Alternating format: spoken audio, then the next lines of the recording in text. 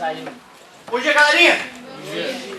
O negócio é o seguinte, já que eu pedi para que vocês fizessem uma leitura, fazendo os exercícios dessas páginas de leitura, mais alguns exercícios na outra página, eu quero poder corrigir essa leitura.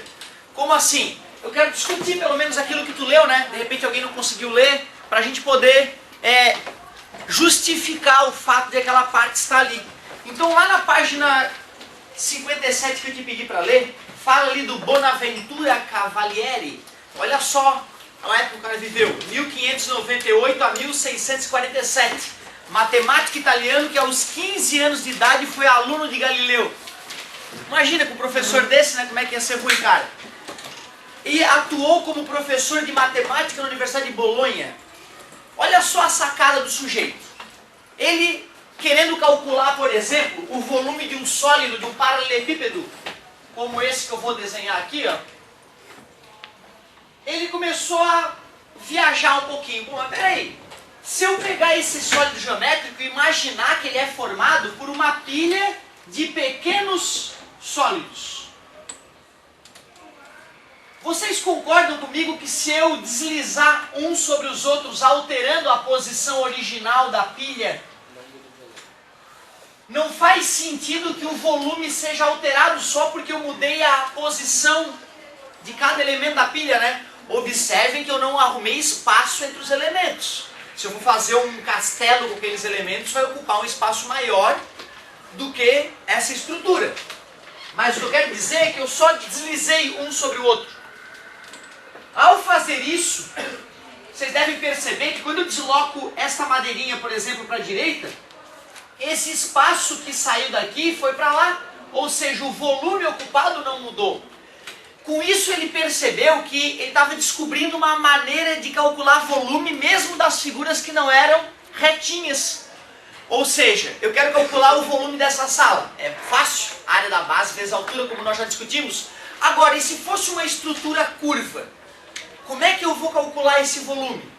Com essa maneira de raciocinar, o Cavalieri mostrou pra gente que não interessa exatamente se a estrutura é curva ou não. O que importa é a área da base e se essa estrutura se mantém inalterada, né? Não entendi, professor. Deixa eu tentar ser mais claro. Imagina que eu tenho um sólido geométrico com essa configuração aqui, ó. Em vez de eu empilhar as madeirinhas todas retinhas, uma sobre a outra, eu quero fazer uma superfície curva aqui na lateral. Então imaginem que eu quero calcular o volume de uma estrutura como essa. Certo? Um tubo. Eu sei a área da base e tem uma certa altura. Tu vê, ó, mesmo que não seja uma estrutura prismática, porque para ser prisma tem que ter faces laterais, né? Concorda comigo?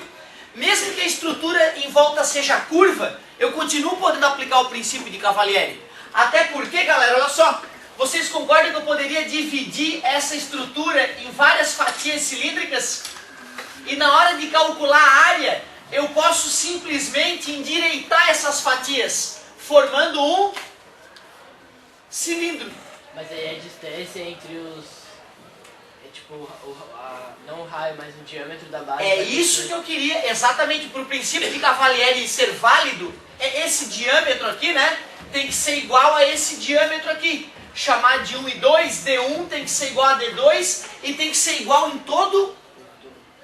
É isso que é importante ficar claro depois da leitura. Para que tu possa usar o princípio de Cavalieri, tu tem que estar trabalhando com uma estrutura volumétrica cujas seções sejam todas idênticas. Se, por exemplo, aqui der uma afinada, na fórmula que nós estávamos usando, qual era a fórmula? A área da base vezes a altura. Nesta fórmula vai escapar aquela informação, né? Eu só vou estar usando a área da base porque eu supunha que era tudo igual e a altura. Então, realmente, é isso que é a observação importante. As seções nas quais nós dividimos, mesmo que imaginariamente, o objeto que vamos calcular o volume, devem ser todas iguais. Show de bola. Mas tu vê, né, cara, é uma ideia filosófica aparentemente boba com um resultado poderoso na matemática. Antes do princípio de Cavalieri, as pessoas tinham dificuldade de calcular volume de estruturas curvas. Depois, com essa ideia, ficou fácil de perceber que não interessa se faz curva. O que importa é que a seção seja igual. Aí eu só preciso me preocupar com a área da base e com a altura. Então aquela leitura da página 57 era mais para justificar a fórmula que nós já vínhamos usando, né? O volume de um prisma qualquer. Que ele completa ali na página seguinte, né? Na página seguinte ele completa isso. Nós já tínhamos falado sobre isso, como o André alertou. E vamos lá fazer aquela questãozinha então. Lá na página 58, depois dele ter nos mostrado essa fórmula que nós já conhecíamos e já usamos anteriormente, ele pede para fazer a primeira questãozinha da tarefa de fato. Questão 17. Um vaso tem forma de prisma hexagonal, já sei que a base é um hexágono. Regular, já sei que os lados desse hexágono têm todos o mesmo tamanho. Reto, quer dizer que esse prisma ele faz 90 graus com a base, ele não está de lado. Se bem que agora a gente viu que ele estar de lado ali não vai interferir na maneira de raciocinar. Ser um prisma oblíquo. A aresta da base mede 30 centímetros, ou seja, cada ladinho do hexágono, e a altura 50 centímetros. Qual é o volume de terra em decímetros cúbicos necessário para encher este vaso? Considere raiz de 3 como 1,7. Até tem um esboço, uma figurinha do vaso ali, né? Mas vamos fazer o nosso desenho.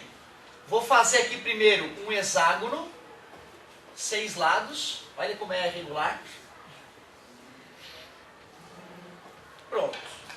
Aqui eu ainda enxergo, os lá de trás eu já não enxergo. Beleza. Bom, o que eu vou ter que fazer? Eu vou calcular a área deste hexágono, que é a base, né, já que aqui é igual ao lá de baixo, e vou multiplicar pela altura. É só usar a fórmula. Área da base vezes a altura. A área da base, nós vamos ter que usar aquela técnica que nós já usamos, né? Nós vamos ter que imaginar que o hexágono é composto de 6 triângulos equiláteros, mas aí tu já está um pouco mais agilizado nisso tudo, né? Se tiver uma boa memória, já lembra que a área do hexágono é 3 sobre 2, L ao quadrado, raiz de 3. Não era isso? Mas eu tô inseguro. Eu estou inseguro, deixa eu ver. Aqui é a altura, aqui é 60 graus por se tratar de um triângulo equilátero, o lado é L, aqui também é L, né? Então eu vou usar seno. Seno de 60, é a última vez que eu vou fazer isso, hein? Seno de 60 é igual a cateto oposto sobre hipotenusa. Raiz de 3 sobre 2 é igual a H sobre L. O L está dividido, passa. Achei a altura. Mas como é que é a área de um triângulo?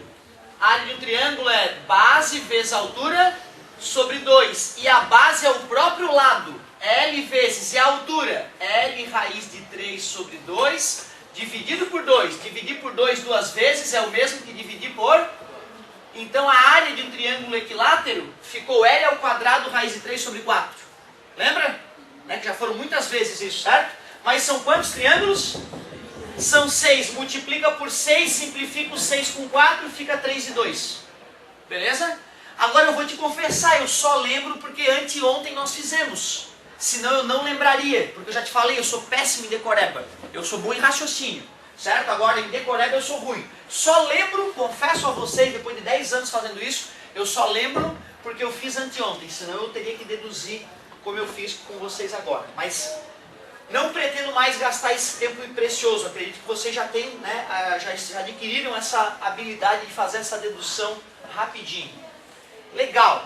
A área da base, então, vai ser isso aqui, né? Concorda comigo, já que é um hexágono regular? 3 sobre 2, L ao quadrado. Quem é o L? Ele forneceu 30, né? A aresta da base é 30 e a altura é 50, não foi o que ele disse? Então vai ficar 30 ao quadrado, estou substituindo ali, ó, vezes raiz de 3. Isso tudo é a área da base, que é um hexágono regular. Vezes a altura, que é 50. Cuidado, hein? Eu estou usando centímetros, né? Ele está pedindo em decímetro. Ó, de repente era até mais confortável transformar antes, né? Porque quando a gente transforma de centímetro para decímetro é fácil. De centímetro cúbico para decímetro cúbico é um pouquinho mais delicado, né? Então, peraí. 30 centímetros são quantos decímetros?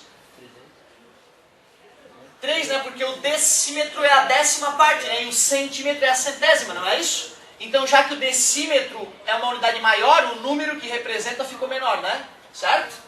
Lembram? Metro, decímetro, centímetro. Tu pega o dedinho, vai sair do centímetro e vai pular para o decímetro. Toim, um pulo com o dedinho para a esquerda. Faz a mesma coisa com a vírgula. Toim. Lembrou? 3 decímetros. Posso alterar aqui o 30 por 3, então? Muitíssimo obrigado. E aqui vem quanto? Show de bola. 5.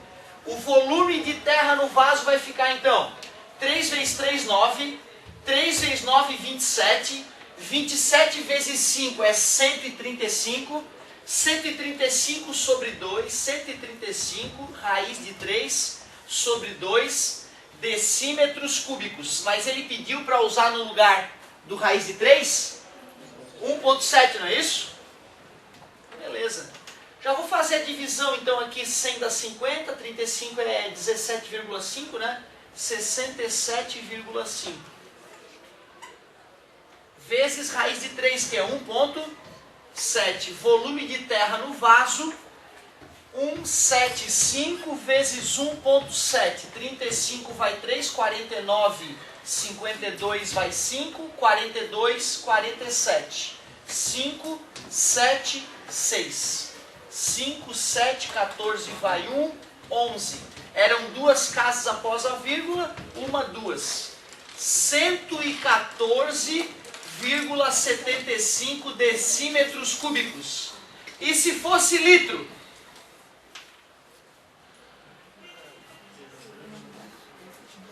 Em litros? Esqueceram da dica da última aula? 1 decímetro cúbico é 1 litro. Então é isso aí, 114,75 litros. Aí é que tu vê, né, cara, como volume é uma coisa que ilude a gente. Imagina essa sala cheia de água. Quantos litros caberia aproximadamente? Muito, né, cara? Vamos ver rapidamente? Sei lá. 5 metros de largura, vamos botar para baixo sempre. 8 metros de comprimento. Certo? Então a área dessa sala, 40 metros quadrados, não é isso? A altura, não chega a 3, né? Deve dar 2,5 mais ou menos. Certo? 2,5. 40 vezes 2,5 dá 80, dá 100. 100 metros cúbicos. Porém, um metro cúbico são 100 mil litros, cara. Se encher essa sala de água dá 100 mil litros. É coisa pra caramba. É uma boa piscina, não é uma piscina qualquer. É uma piscina grande. Porque geralmente as piscinas são menos profundas, né? E mais compridas, né? Mas tu vê, o cara tem uma piscina mais comprida que isso em casa, o cara é marajá. O cara é riquíssimo, né? Não dá pra sustentar uma piscina dessa com pouco dinheiro, certo? Tu vê que interessante. Eu já cheguei a comentar com vocês quanto é que um navio consome de combustível, né? Alguém lembra? São 15 toneladas por hora. São 15 mil litros por hora. Não é isso? Então um tanque desse de combustível para um navio dá para algumas horas. Não, umas 10 horas só. Certo? E aí o navio vai fazer uma viagem de 1 mês. Tu percebe, né, que uma boa parte do navio é tanque de combustível. Certo? Interessante saber disso, né? E lembrar que os navios, quando eram nucleares, alguns navios nucleares podiam abastecer só a cada 4 anos. Comparando com um navio a diesel que tem que, a cada viagenzinha já tem que jogar uma quantidade absurda de combustível para dentro, né? O poder do combustível nuclear. Que embora hoje não esteja na moda, né? Eu acredito que no avançar aí da raça humana, uma hora a gente vai ter que voltar a usar o combustível nuclear, que é muito, muito útil, muito importante. Galerinha, olha só. Alguém tem algum detalhe aqui? Alguém achou esse resultado aí, só para garantir? É isso mesmo? Posso confiar então? Muito bom. Vamos lá para as últimas 2 questõezinhas. Paciência. Lá na página 59 agora. Eu te confesso uma vez, eu entrei no navio de carga. Só para ter uma noção, o navio era de carga, não era de passageiro. E eles tinham uma loja, um restaurante de fast food lá instalado lá dentro, né? Claro, o restaurante é gigantesco, né, cara? Para alimentar todos os marujos do navio. Que era da inveja dos McDonald's que eu conhecia até então. A batatinha frita dos caras lá era absurda. A quadra de basquete que eles tinham para recreação dentro do navio era assustador, assim, né? Eram, sei lá, 8 andares para cima da água e 6 andares para baixo da água. É uma coisa assustadora. Né? E aí é que tu vê o que é uma embarcação dessa magnitude. Isso que não era um navio grande, né? Tava no porto de Imbituba, que não é um porto que tem um calado grande, não é uma profundidade grande, então não pode chegar navios muito grandes. Agora tu imagina realmente um daqueles transatlânticos que tem 10 piscinas, 5 bares. Hoje eu vou tomar drink no bar tal. Isso tá dentro de um navio, né? Uma cidade, shoppings, 2 shoppings, 10 restaurantes, cinema, né? Por isso que às vezes vale a pena tu guardar uma graninha e fazer um cruzeiro pelo menos uma vez na vida, uma na morte, né? Vale a pena.